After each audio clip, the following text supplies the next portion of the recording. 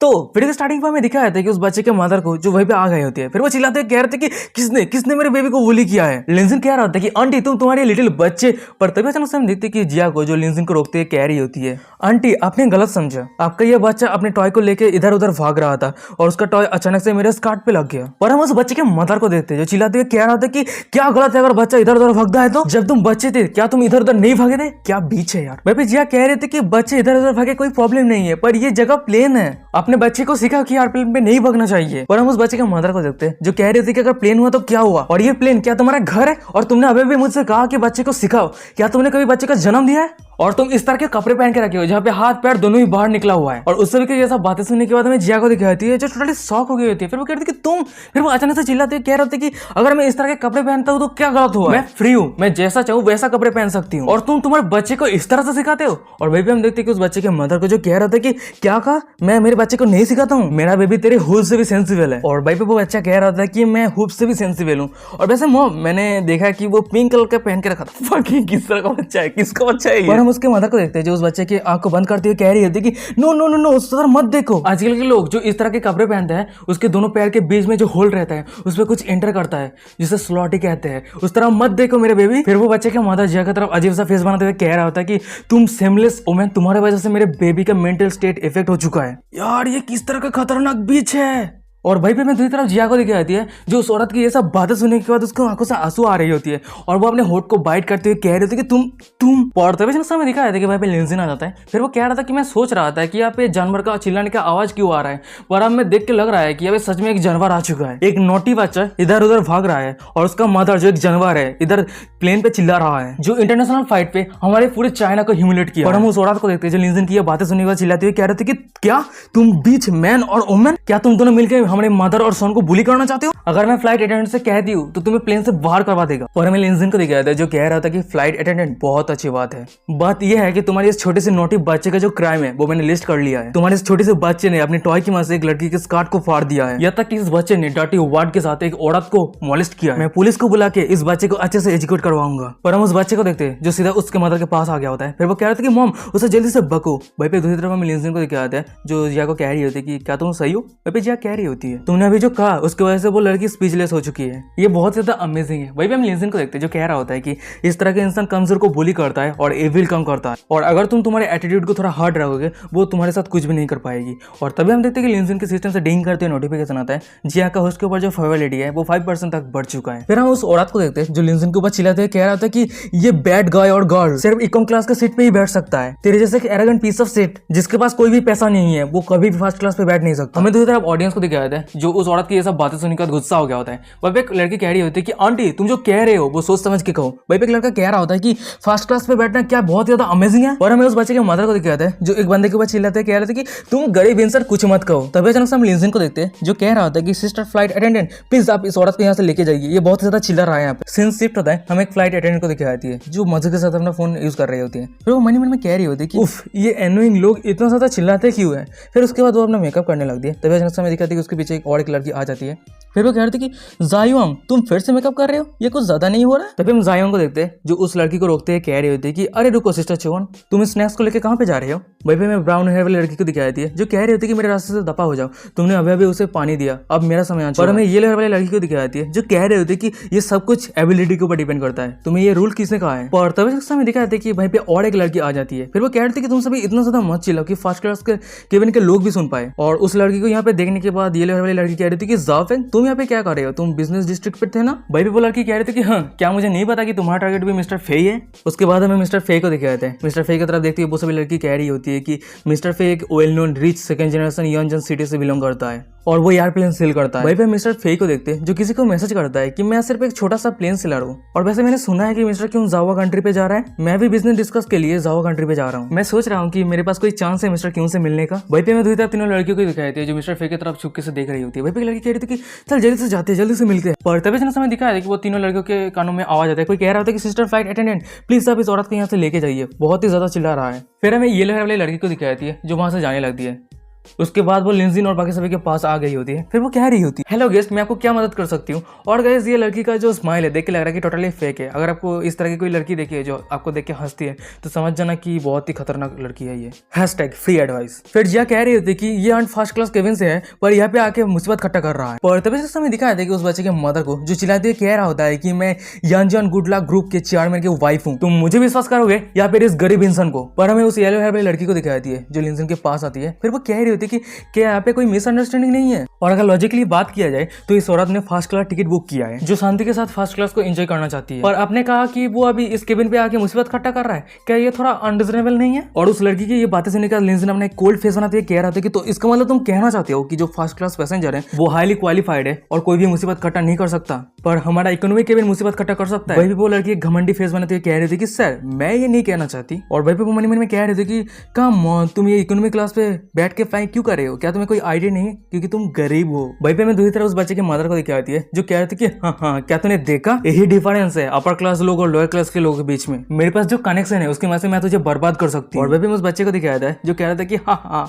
ये डॉग में ना इम्प्रेस हो चुका है। पर हम लिंजन को देखते हैं जो एकदम कूल रहता है और फिर वो ना नाक खोजते कह रहा था कि क्या सच में मैं विश्वास नहीं कर सकता ये। हम उस बच्चे के मदर को देखते जो चिल्लाते कह रहा था कि अच्छा ठीक है मैं देखता हूँ तू कितने समय तक ये हंसता रहता है।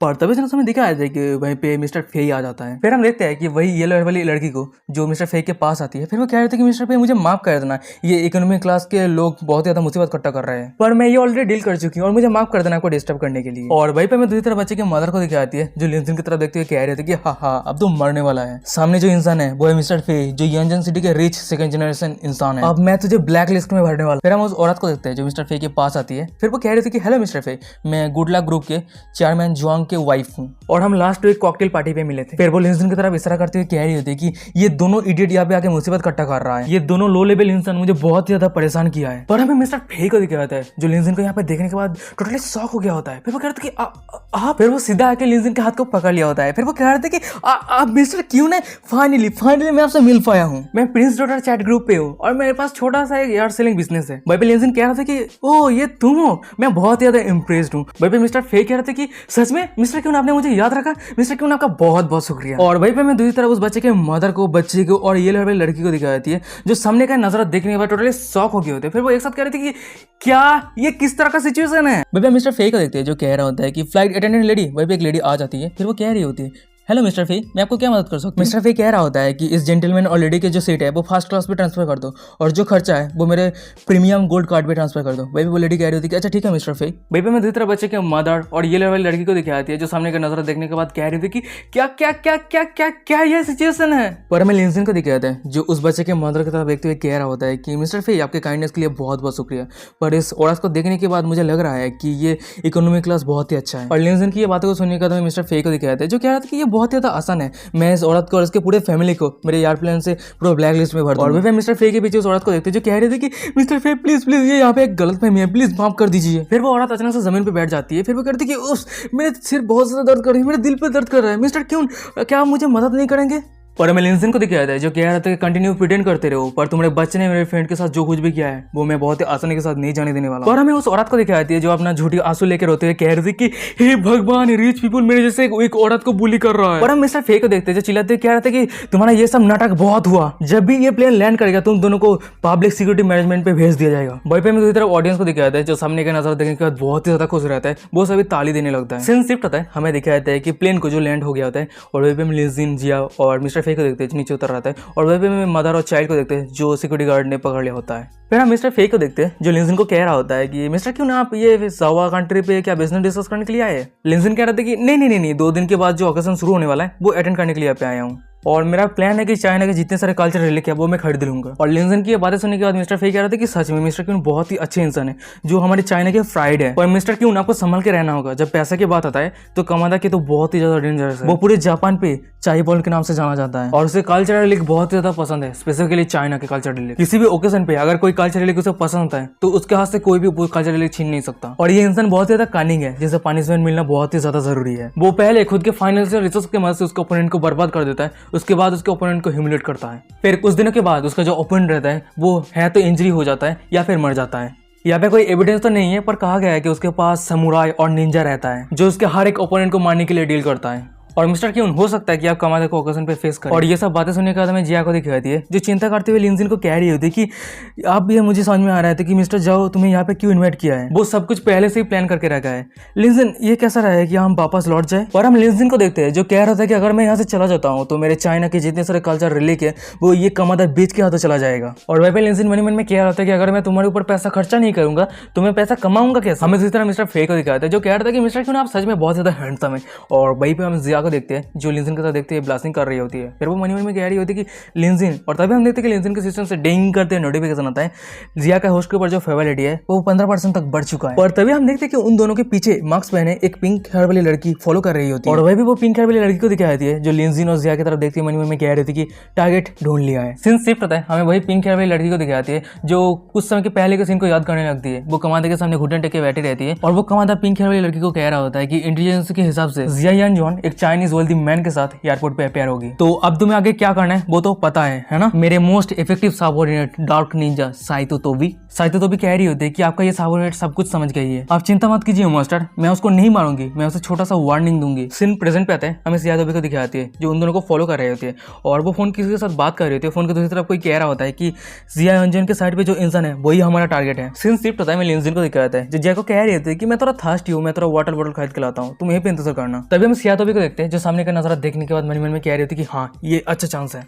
फिर उसके बाद वो अपनी उंगली की तरफ देखने लगता है, वहीं पे उसके उंगली पे एक अंगूठी रहती है। ये देखने के बाद जिया तोबी मन में कह रही होती है ये पॉइजन हॉर्न हैंड उस बंदे के ऊपर जेंटली यूज करनी होगी। उसके बाद जिया तोबी लिनजिन की तरफ आगे बढ़ रही होती है और तभी जो समय लिनजिन को दिखाया जाता है जो चिल्लाते हुए कह रहा होता है कि ये किस तरह का पानी है, एक बोतल का प्राइस 80 युआन है, इस बोतल का प्राइस चाइना पे तो सिर्फ 2 युआन है, ये जापान क्या पागल हो चुका है। पर तभी जैसे हम देखते हैं कि लिनजिन का नजर दूसरी तरफ जाता है। फिर वो कहते हैं कि ओ ये तो पब्लिक ड्रिंक फाउंटेन है, चलो वहीं पे पानी पीते हैं। उसके बाद लिनजिन वो पानी पीने लगता है और ये देने के बाद हमें जिया तोबी को दिखाई जाती है जो कहते हैं कि ये क्या चल रहा है मेरे सामने। तभी हम लिनजिन को देखते हैं जो पानी पीने के बाद कह रहा था कि वाओ फ्री का वाटर कितना ज्यादा टेस्टी है। और वही लिनजिन के पीछे में जिया तोबी को देखते हैं जो टोटली शॉक हो गए होते हैं। फिर वो मन में कह रही होती कि क्या ये चाइना का सबसे रिचेस्ट मैन है, ये बहुत ही ज्यादा सस्पिशियस है, मुझे ध्यान से देखनी होगी। फिर हम लिनजिन को देखते हैं जो जिया के पास आ गया होता है। फिर वो कहते हैं कि जिया मैं आ चुका हूँ। वही पे हम जिया को देखते हैं जो लिनजिन की तरफ देखते हैं ब्लास्टिंग कर रही होती है। फिर वो कह रहे होते हैं कि मैं मिस्टर फे को जाने के लिए कहा और जब मैं तुम्हारे साथ रहूंगी मैं मेरे लाइफस्टाइल को और भी डिफाइन तरीके से एक्सपीरियंस करना चाहती हूँ। वही पे जिया मन में कह रही थी कि असल में मैं तुम्हारे साथ अकेले में रहना चाहती हूँ। फिर हम लिनजिन को देखते हैं जो कह रहे थे कि चलो अगर ऐसी बात है तो हम टैक्सी पकड़ते हैं। फिर उसके बाद हमें दिखाया कि लिनजिन को जो एक टैक्सी के पास आ गया होता है। फिर वो टैक्सी ड्राइवर को कह रहा होता है कि सर